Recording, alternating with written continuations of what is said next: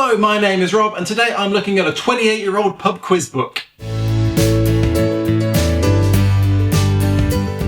Welcome to Rob's Randoms. On this channel I make weekly videos about absolutely anything. Could be a Too Good To Go video, or a DIY project, or an art project, or this, a random book that I bought from the Tesco's charity section. There's a bit at the front of the shop with a bookcase full of books that people have donated. You give them some money, you get to take the book home. I like to browse through it sometimes. And yes, yesterday I found this, the best pub quiz book ever, volume 3. Not the normal thing that I see in there, and I like pub quizzes, trivia, that sort of thing. I had to look at it. But the thing that kind of intrigued me was just how well worn it is. And so I started flicking through some of the pages, and I saw that some of the pages have actually got like notes written down, or like they've written something on it, or some of the pages have got the corner folded down. And I thought, oh, this is like a really well-worn book. And as I was looking through it, I saw that people weren't writing down the score that they got. They seemed to be like bookmarking questions for making their own pub quiz. And I thought, oh, that's really cool. That's a fun idea. So in this video, we're going to go through some of these quizzes, look at some of the questions that have been bookmarked by whoever owned this book last time, and we're going to do their pub quiz. I thought that would be fun. Fun fact, I looked this book up on Goodreads, and it does have a review. It's got 3 out of 5, which isn't that good. But what I love is that one person has put this book on their like to read list. I think it's really fun. I also found it available on Amazon, where you can buy a used copy for £3.58, which makes the £1 I paid for it seem like a bargain. So this book, yes, it is just a whole bunch of different individual quizzes. They are divided into 3 levels, easy, medium and hard, but this book is also designed to help you create your own pub quiz, which I think is what the person before me has actually done, because at the back it's actually got instructions for how to run a pub quiz. It's got forms that you can then photocopy and then give to people, and that is the answer sheet. It's a pretty good book. The quizzes, by the way, are themed. There are lots of potluck ones, but there's also lots of other themed ones, like movies or pop music from this decade, or the Olympics, things like that. So now let's go through some of the questions. We're going to go like one quiz at a time, pick any of the questions that I can see have already been bookmarked. You can play along at home, and we'll just see how good this book is at making quiz questions. I don't know, I just thought this would be fun. Anyway, let's get started. So this is quiz 1, the movies, actresses. I'm going to be bad at this. How many films had Barbara Streisand been in before being the star of Funny Girl? I haven't got a clue, and also this is from 1998, so, oh God, these are all going to be old questions. I don't know. If you know, let me know. Next one, what is the name of Audrey Hepburn's cat in Breakfast at Tiffany's? I've read that book, I've not seen the film. Oh, do I know the cat's name? Whiskers or Mittens, I don't know, something like that. Next up, which English actress was the first to play M in the Bond movies? M was Judi Dench? Oh, but was there one before her? Oh, I don't know, but that's my answer. Next up, what was the nationality of Ingrid Bergman? Oh, God, my glasses are sweating up really hard now. Ingrid Bergman was, I don't know, Swedish or something? Which Marlene said, I acted vulgar, Madonna is vulgar? Ha, nice. I don't know. Which Christina played the sinister Wednesday in the Addams Family films?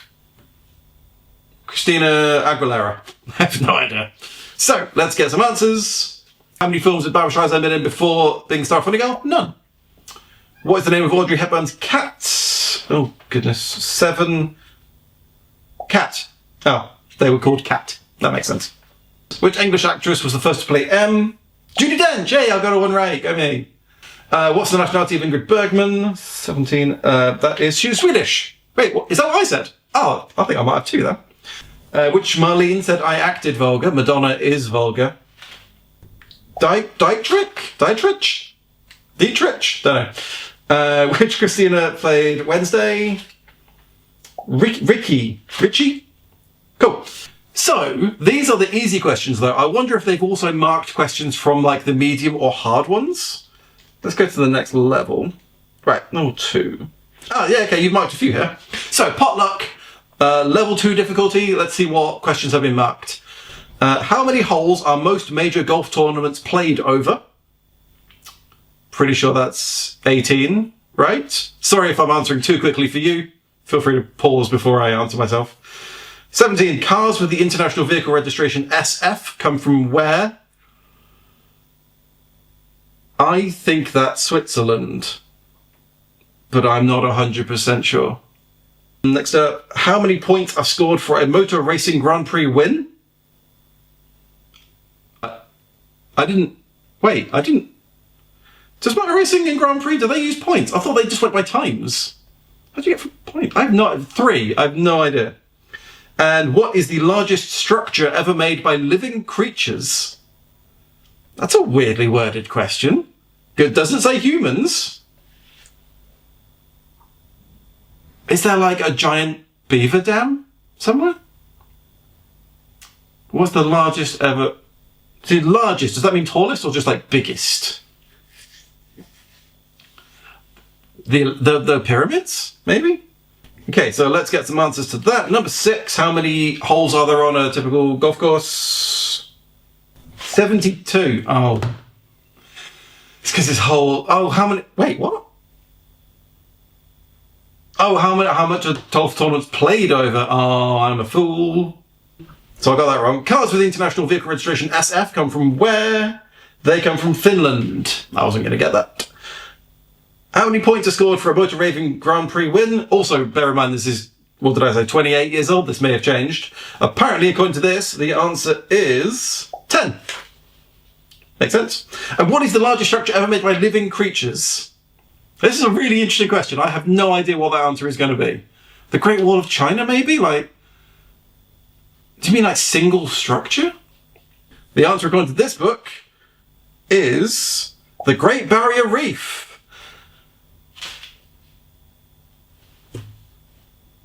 Yeah, okay, I suppose. Right, let's see if they've got a hard one, and then we'll finish the video on that. Where's level 3? Have you marked any questions here? Oh, you've got loads there. Okay, well, there's that one. Yeah, okay, we'll do that one. So we will end on... Oh, that's about albums. Fine, we're going to end on a hard quiz about albums. Let's see how well I do here. So, question 1. Who released the biggest selling album in Britain in the 1970s? I mean, doesn't have to be a British artist, does it? It just says who released the biggest selling album in Britain. Who was the biggest band in the 70s? Queen or ABBA, I'd say. I don't really know. Next one, which 6.5 minute hit was the title track of Queen's 7th #1 album? Oh. Okay, well that first one probably isn't going to be Queen then, is it, if they've got the same thing? But that one is the song that is in Wayne's World, Bohemian Rhapsody, that's the one. Next up, which superstar first charted with Come Fly With Me? Come fly with me, come... That's a great song, but I don't know who it is. Who's Old Blue Eyes? I want to say him. Frank Sinatra. Frank Sinatra, that's who I'm going to say. I don't know. Next up, what was the first album to make its debut into the UK chart at #1? Wait, what? What was the first album to make its debut? Oh, so it didn't debut at like number 10 and then rose. It just debuted at #1. What was the first album to do that? How old is the charts? Like, could this be a Beatles one? Did they have charts back then? If so, I'm going to say Abbey Road. I have no idea. Which original film soundtrack was on the charts for a staggering 382 weeks? How old is this book? Oh, 98. Because I kind of wanted to say Oh Brother, Where Art Thou? But I think that came out in 2000. I feel like this is a really obvious thing if you know music. I'm going to hear it and be like, oh yeah, obviously. And final question, why weren't the album charts published in 1971 for 8 weeks? Did something happen in 1971? Why weren't they published? Was there like paper shortage, something like that, or strikes? I'm going to say strikes. I'm going to say it was strikes. For some reason, I have no idea. I'm going to do so badly here. Right, well, let's see how everybody did. So, answers to this one. Who released the biggest selling album in Britain in the 1970s? Oh. Really? Sorry, I'm supposed to be telling you, not just reading it myself. The biggest selling album in Britain in the 1970s was by Simon and Garfunkel. Oh, I love Simon and Garfunkel. I did not realise that was going to be them. Which 6.5 minute hit was the title of Queen's 7th #1 album? That was Innuendo. Oh. Okay, it wasn't what I thought. Never mind.